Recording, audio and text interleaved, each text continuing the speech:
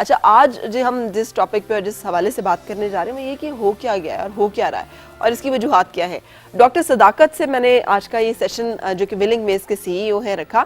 Doctor صاحب کا guardian London میں 26 دسمبر کو ایک پورا مضمون اور انٹرویو شائع ہوا ہے جس میں انہوں نے کہا کہ پاکستان میں 1 کروڑ لوگ شراب نوشی کرتے ہیں جن میں سے 10 لاکھ لوگ جو ہیں وہ الکوہلک ہیں اور جتنے نمایاں لوگ ہیں پاکستان میں ان میں شراب نوشی کا رجحان بہت زیادہ پایا جاتا ہے. انہوں نے یہ بھی اس میں لکھا کہ ہر شعبے میں جو لوگ نمایاں شخصیات کا درجہ رکھتے ہیں ان میں اور معاشرے کے جتنے متمول یا دولت مند یا بااثر یا طاقتور لوگ ہیں ان میں شراب نوشی کا رجحان بہت زیادہ پایا جاتا ہے پاکستان میں. سو اس کو لیتے ہوئے اور ان رویوں کو ساتھ جوڑتے ہوئے ہم نے آج کی اپنی گفتگو جو ہے اس کو ترتیب دیا ہے آپ سب لوگوں کے لیے. سو السلام علیکم ڈاکٹر صاحب. وعلیکم تھینک یو سو مچ آپ ساتھ ہیں. جی میں یہ جو آپ کہہ رہے ہیں میں آپ سے اگر پوچھوں کہ یہ کیا ہو رہا ہے اور یہ کیوں ہو رہا ہے سارا کچھ؟ دیکھیے ایک لمبی کہانی ہے. پاکستان میں پچھلے 50 سال سے 60 سال سے یہی کچھ ہو رہا ہے کہ ہمارے ہاں جو لوگ صاحب اقتدار ہوتے ہیں وہ کبھی کبھی آپے سے باہر بھی ہو جاتے ہیں. آپ کو کبھی کبھی زیادہ تر تو نہیں کیونکہ ہم اسے جنرلائز نہیں کر سکتے. کبھی کبھی یہ ایک دوسرے کے صدقے واری بھی جا رہے ہوتے ہیں, ایک دوسرے سے محبت کی پینگیں بھی بڑھا رہے ہوتے ہیں, لیکن جب انہیں سوٹ کرتا ہے تو تب وہ ویسا کر لیتے ہیں. لیکن جب کبھی یہ ایک دوسرے کے ساتھ محاذرہ کی کیفیت میں چلے جاتے ہیں. وجہ کیا ہے؟ وجہ کیا ہے؟ مطلب گرتے گرتے گرتے بھی آدمی کسی جگہ پہ رک جاتا ہے اور وہیں سے طے ہوتا ہے کہ اس کے معیار کیا ہے اس شخص کا, کہ وہ کتنا گر سکتا ہے.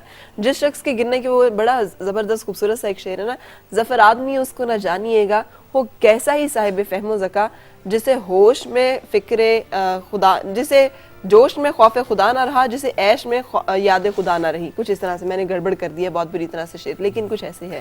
دیکھیے میں جنرلائز تو نہیں کروں گا, میں سب کے بارے میں تو نہیں کہنا چاہ رہا, لیکن اگر پڑھے لکھے لوگ جو کہ بہت فارن یونیورسٹی سے بھی تعلیم یافتہ ہوتے ہیں, اگر اس کے بعد وہ ایسی زبان استعمال کرتے ہیں تو اس کے پیچھے عام طور پر الکوہلزم کی بیماری پائی جاتی ہے. میں سب کے بارے میں نہیں کہہ رہا لیکن میجورٹی کے بارے میں. لیکن ہم نے جتنے کلپس رن کیے ان میں سے کوئی ایک بھی ہمیں وہ جو فلموں میں نظر آتا ہے اس طرح سے نظر نہیں آ رہا کہ میں نشے میں ہوں.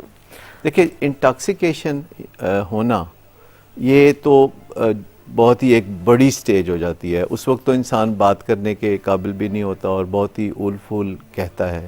لیکن اگلے دن یا اس سے اگلے دن جو لوگ ریگولر ڈرنک کرتے ہیں اور الکوہلک ہیں, یہ ایک فرق کو سمجھ لیجئے گا کہ 10 میں سے 9 لوگ جو ڈرنک کرتے ہیں ان میں سے 10 میں سے 9 لوگ جو ہیں الکوہلک نہیں ہوتے.